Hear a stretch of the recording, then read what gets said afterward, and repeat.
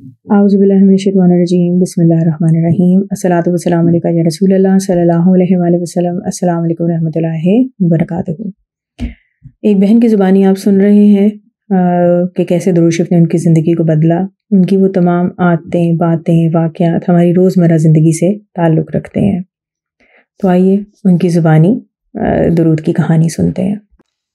میں بچپن سے ہی لیگ کراس کر کے بیٹھتی تھی، ٹانگ پہ ٹانگ رکھ کے، کرسی ہو، بیڈ ہو، ایون گاڑی میں بھی میں اپنی اس طرح کی پوزیشن بنائے لیتی تھی۔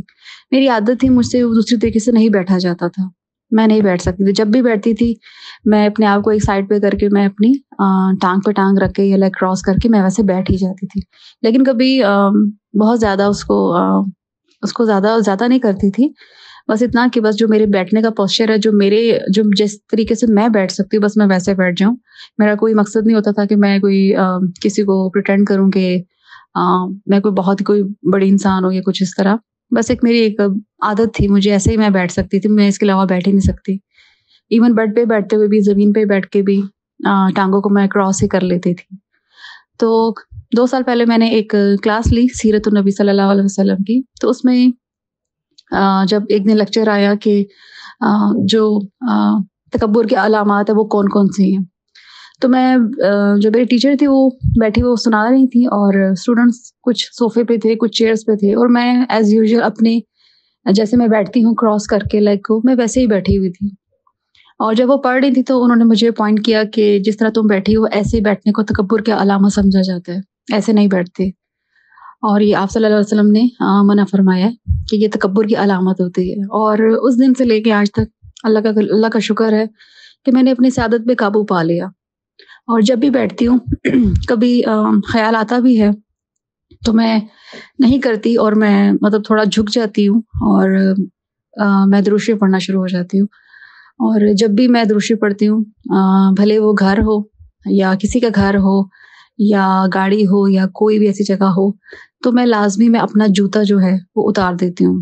گھر میں تو آپ اتار سکتے ہیں، آپ کہیں پہ بھی بیٹھ سکتے ہیں، لیکن کچھ جگہ ایسی ہیں جہاں پہ ہم جوتا نہیں اتار سکتے، تو میں احتراماً میں جوتا اتار کے اس کے اوپر اپنا پاؤں رکھ لیتی ہوں اور میں درود شریف پڑھنا شروع ہو جاتی ہوں۔ جتنا میں کر سکتی ہوں میں اتنا تو لازمی کرتی ہوں، جو میرے کنٹرول میں چیزیں ہوتی ہیں میں ان پہ لازمی عمل کرنے کی کوشش کرتی ہوں۔ اس کے علاوہ میں کھڑے ہو کے پانی پیتی تھی، کبھی بیٹھ گئی، کبھی کھڑے ہوگی، کبھی کیا، تو اس پہ بھی الحمدللہ میں نے قابو پا لیا۔ میں نے کچھ نہیں کیا، یہ صرف اور صرف درود شریف کی برکت ہیں، ان کے انوارات ہیں، یہ نظر کرم ہے جو میری ذات میں اتنی تبدیلیاں آئیں۔ جو مجھے کوئی نہیں سکھا سکتا تھا، جو مجھے زبردستی کوئی میرے ساتھ نہیں کر سکتا تھا، وہ درود شریف نے مجھے سکھا دیا۔ درود شریف میرا رہبر ہے، میرا استاد۔ میں جتنا شکر ادا کروں اللہ اور اللہ کے رسول صلی اللہ علیہ وآلہ وسلم کا کہ میں ساری زندگی اگر ویسے ہی رہتی تو کیا ہوتا میرے ساتھ۔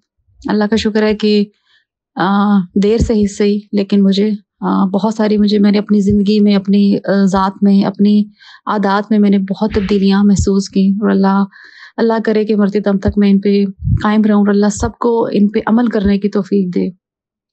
دعا ہے کہ اللہ تعالیٰ ہم سب کو درود شریف پڑھنے کی اور اپنی زندگی میں موجود تمام نعمتوں کا شکر ادا کرنے کی توفیق عطا کریں۔ اللہ تعالیٰ ہم سب کو دنیا اور آخرت دونوں جہاں میں حضور پاک کی محبت، قرب اور دیدار ہر لمحے اور ہر پل میں عطا کریں۔